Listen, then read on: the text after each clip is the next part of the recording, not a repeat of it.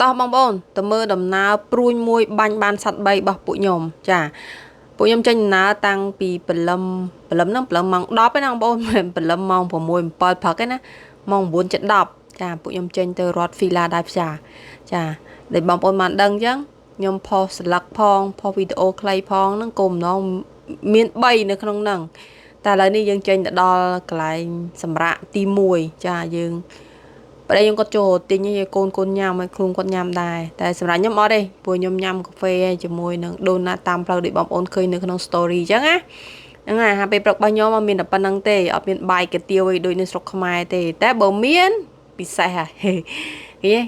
ញ៉ាំតកូនមួយប្តីទេកូនខ្ញុំឆ្ងាញ់ណាញ៉ាំហើយយើងបន្តដំណើរទៅមុខទៀតចាអត់ជប់យូរទេព្រោះ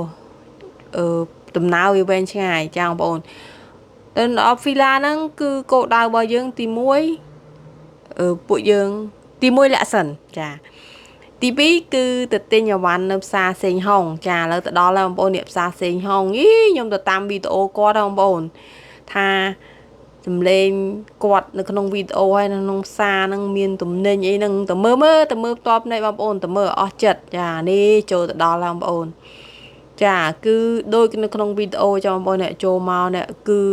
ចំណាប់អារម្មណ៍ដំបូងគេគឺអង្គបងប្អូនអើយអង្គឥឡូវនេះអ្នកនៅស្រុកអាមេរិកភាគច្រើនឥឡូវរៀងបបោអង្គស្រុកខ្មែរមានទំនិញស្រុកខ្មែរប្រើរៀងបបោរៀងសបាយយើងសបាយអជាមួយអវ៉ាន់យើងបងប្អូនចាតម្លៃវារៀងនៅធូរមិនធូរថ្លៃតម្លៃវានៅខ្ពស់បន្តិចដែរមិនថាបានធូរអត់ទាន់ធូរទេតែអូខេបើយើងមិនជួយគ្រប់គ្រងគ្នាអង្ការបានប្រើណាបងប្អូនចាព្រោះអវ៉ាន់នាំចូលវាថ្លៃចាឥឡូវនេះនំបញ្ចុកបងប្អូននំបញ្ចុកនំគ្រក់បាញ់ជំនឿអូយបងប្អូនហើយចានំបញ្ចុកហ្នឹងខ្ញុំបានមកប្រអប់គាត់បងប្អូនឃើញច្រើនអញ្ចឹងខ្ញុំមកឡាយទៅជំរាបសួរជំរាបលារំភើបអជាមួយអវ៉ាន់ថាមកពីស្រុកខ្មែរច្រើនណោះចាអវ៉ាន់គាត់លក់អវ៉ាន់មកពីស្រុកខ្មែរច្រើននៅក្នុងហាងហ្នឹងមានចម្រុះប្រទេសតែគ្រាន់តែយើងផ្ដោតអារម្មណ៍តែអវ៉ាន់របស់ស្រុកយើងបងប្អូនអញ្ចឹងប៊ីសអស់នំបញ្ចុកញ៉ាំបងប្អូនមានពងទាកូនមានពងមាន់កូនឃើញគាត់ខ្ចប់មកយើងដឹងហើយបងប្អូនមិនបាច់សួរទេមានចេកចៀនអីចឹងទៅហើយខាងឆ្វេងណៃនេះមានអវ៉ាន់មានត្រីប្រឡាក់ត្រីអីអូច្រើនបងប្អូនរៀបរាប់បាយពុះមកស្គុលឡូវហើយបន្លែអស់នេះស្រស់មែនបងប្អូនស្រស់ថ្មីខ្ញុំទិញហើយញ៉ាំហើយទៅដោះកូននេះរៀងអន់បន្តិចចាអន់សម្បុរតែរសជាតិខ្ញុំបានទាំងអត់បានទិញទេខ្ញុំអត់ដឹងទេចានេះគ្រឿងបុកបងប្អូនគ្រឿងបុកគ្រឿងស្ងួតអូមែនគ្រឿងបុកហ្នឹងគ្រឿងការីគ្រឿងអីហ្នឹងបងប្អូននេះផលិតផលរបស់ស្អីគេនេះគ្រឿងលួងបងប្អូនខ្ញុំចាំតែគ្រឿងលួងហើយ brand ផ្សេងទៀតក៏មានដែររបស់ខ្មែរតែគ្រាន់តែខ្ញុំអត់ចាំឈ្មោះ brand គេហើយមានប្រហុកខ្មែរមានស្ករត្នោតខ្មែរនិយាយរួមមកវ៉ាន់ខ្មែរហាងគាត់មានដូចថាយើងធ្លាប់ឃើញគេផ្សាយស្អីបងប្អូននៅក្នុងនោះមានថា99%ចុះមានមីជាតិទៀតបងប្អូនមីជាតិក៏មានដែរប៉ុន្តែសំណាងមិនល្អខ្ញុំទៅដល់អស់ល្មមចាចាបងប្អូននេះទឹកត្រីនេះបងប្អូនឃើញវីដេអូខ្ញុំទឹកត្រីហ្នឹងចេញទិញពីនឹងទៅនេះប្រេងខ្យងខ្ញុំអត់បានទិញទេព្រោះខ្ញុំនៅមានសល់ច្រើនដែរចាឥឡូវនេះចាប់ដើមរើសបន្លែម្ដងចារើសត្រប់ស្រួយហ្នឹងយើងហៅត្រប់ស្រួយហ្នឹងខ្ញុំរៀងស្ដាយបន្តិចព្រោះខ្ញុំរើសតិចក៏ពិតត្រប់ហ្នឹងស្រស់ល្អបងប្អូនបើបានទៅលើក្រោយខ្ញុំរើសរៀងច្រើនទេហើយតែសក់ហ្នឹងតែសក់ដូចសក់ខ្មែរយើងអញ្ចឹងបើយើងមើលធម្មតាអត់ដឹងទេបងប្អូនតែបើយើងយកមកកាត់ញ៉ាំមិនដឹងថាវាខ្ចីស្រស់ល្អថ្មីនិយាយរួមមកវ៉ាន់ថ្មីគ្រាន់ថាគាត់អត់បានដាក់ចូលក្នុងទូត្រជាក់ឲ្យស្រួលបួទៅសម្រស់វារៀងធ្លាក់ចុះមិនទីអញ្ចឹងណាបងប្អូនហ្នឹងហើយតែប៉ុណ្្នឹងទេហើយមានត្រីប្រឡាក់មានសាច់គោប្រឡាក់មានអីគេស្លាបមាន់មានអីមកកំ pl េមានស្ពៃជ្រក់ទៀតបងប្អូនស្ពៃជ្រក់អូយក្លិនស្រុកខ្មែរបដ ாய் បើកមកហេវបដ ாய் ចាបងប្អូនហើយចូលទៅដល់ក្រោយទៀតមានបន្លែហើយនេះមានបន្លែមានអីចឹងទៅបន្លែដោយសារឥឡូវវាខែត្រជាក់អញ្ចឹងវាមិនសូវសម្បូរបែបហ្មងទេប៉ុន្តែក្រាន់ដែរមានច្រើនមុខដែរនេះបងប្អូននេះនំបញ្ចុកខ្មែរចានំបញ្ចុកខ្មែរខ្ញុំអត់បានសាកទេចាខ្ញុំអត់បានសាកទេតែបងប្អូនណាបានសាកហើយជួយ comment ប្រាប់ផងថារសជាតិយ៉ាងម៉េចដែរ ចាហើយអ្នកអីពិសេសអ្នកដែលបងប្អូនខ្មែរយើងជួយចិត្តបងប្អូនអ្នកមើលអ្នកស្អីគេហ្នឹងពោះគោបងប្អូនពោះគោមកកញ្ចប់ហ្នឹងមានគ្រប់គ្រឿងនៅក្នុងហ្នឹងចាអ្នកដែលធ្លាប់ទៅលេងហ្វីឡាធ្លាប់ទិញពោះគោហ្នឹងដឹងហើយក្នុងហ្នឹងមានអីខ្លះហើយនិយាយពីក្លិនគឺថាក្លិនសុទ្ធម្ដងអត់មានបានលាងឲ្យយើងទេគឺមានតែលក់ទេយើងយកមកផ្ទះចាត់ចែងតាមការគូខ្លួនឯងទៅចាបើចង់ឆ្ងាញ់រៀងពិបាកបន្តិចយើងចង់បានរសជាតិដើមរសជាតិសុទ្ធហ្មងគឺអានឹងឯងចូលមកលាងទៅចាភាគច្រើនគេញាក់ក្នុងការសម្អាតបងប្អូនតែបើញ៉ាំលឿនតែលឺថាលាងសម្អាតកម្ចាត់ក្លិននេះដូចត្រង់លែងចង់ហើយ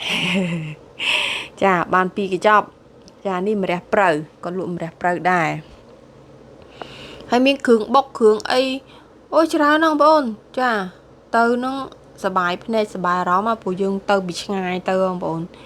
ចាខ្ញុំរើសនំបញ្ចុក2កញ្ចប់ចាមិត្តភក្តិគាត់ផ្ញើឲ្យទិញហើយទៅនេះមានក៏មានត្រីឆ្អើបងប្អូននេះខាងលើនេះត្រីឆ្អើត្រីឆ្អើត្រីរៀលត្រីឆ្អើត្រីរៀលនិងត្រីឆ្អើត្រីដែងនៅខាងលើនឹងខាងក្រោមនេះមានអីគេបាយក្តាំងបាយអីចឹងទៅអូយមើលមិនអស់ទេបងប្អូនអើយច្រើនណាចាខ្ញុំចំណាយពេលនៅក្នុងហាងគាត់ហ្នឹង2ម៉ោងចង់កន្លះឡើងវល់ពេញនឹងហ្មងកូនខ្ញុំនោះវល់ជាមួយឆ្មាហើយខ្ញុំនេះវល់ជាមួយអាវ៉ាន់ចា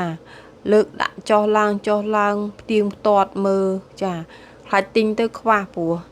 មិត្តភក្តិផ្ដាំផ្ញើឲ្យទិញដែរដល់អញ្ចឹងខ្លាចបាត់អាវ៉ាន់គាត់ហ្នឹងហើយចា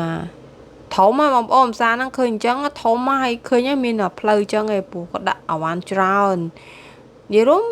មានច្រើនសពមុខហ្មងហើយសៅរ៍អាទិត្យមានចំណីចំណុកគាត់ដាក់លក់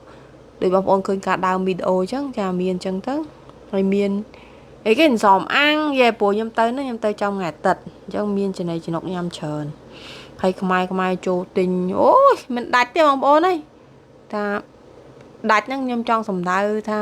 មនុស្សចេញចូលមិនដាច់ណាហ្នឹងហើយមនុស្សចេញចូលអ៊ូអឈូឆចុះឡើងអញ្ចឹងណាហ្នឹងហើយឮសំឡេងខ្មែរយើងជែកភាសាយើងអញ្ចឹងណាតែយើងធ្លាប់ទៅផ្សារគេនិយាយភាសាគេអ្នកបងប្អូនអ្នកអន្សមអាំងមង្ឃុតអីគេខ្នោក៏កាត់ហើយមាននំមាននំអីនំ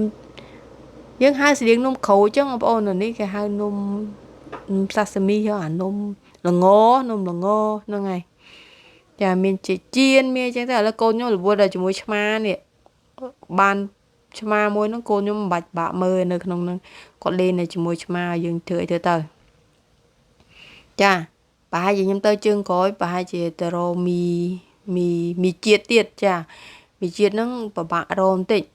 បើនិយាយទៅនៅបងប្អូននៅហ្វីឡារៀងសំណាងជាងបងប្អូននៅរដ្ឋខាងខ្ញុំបើថាគាត់មានហាងខ្មែរជាងគាត់ស្រួលទិញដូរអី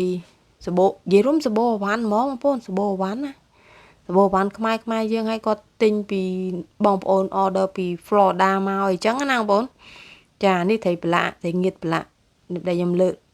ឥឡូវនេះចប់ផ្សារម្ដងយើងចូលទៅព្រួញទី3របស់ខ្ញុំគឺពួកខ្ញុំមកញ៉ាំម្ហូបខ្មែរនៅហាងខ្មែរចាបងប្អូននេះហាងខ្មែរអញ្ចឹងបានហៅថាព្រួយមួយបាញ់បានសត្វ3សត្វទី1លាក់សិនលាក់សត្វទី2ហើយនេះសត្វទី3ចា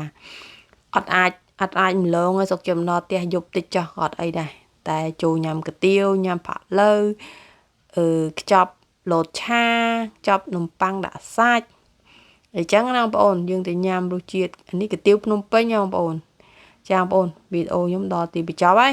ដំណើរព្រួយមួយបានសត្វ3ហ្នឹងហើយបងប្អូនណាចាប់អារម្មណ៍ចង់បានអវ៉ាន់ខ្មែរពិបាកទៅឆ្ងាយនេះវីឡាបងប្អូនវីឡាហ្នឹងទៅហាងមួយណាក៏មានដែរនិយាយរួមឲ្យតែហាងខ្មែរហ្នឹងហើយយើងជួយ support គ្នាទៅទៀតហ្នឹងអវ៉ាន់យើងមកច្រើនទៅវាហូរហៀមកដល់ផ្សារផ្សេងទៀតយើងធូរស្បើយហើយតម្លៃក៏វាធូរថ្លៃដែរតែអវ៉ាន់ច្រើនវាធូរថ្លៃតែអវ៉ាន់តិចវាតម្លៃរៀងខ្ពស់បន្តិចហើយវាជាធម្មតាទេចាអរគុណច្រើនហ្នឹងហើយជួបគ្នានៅវីដេអូក្រោយទៀត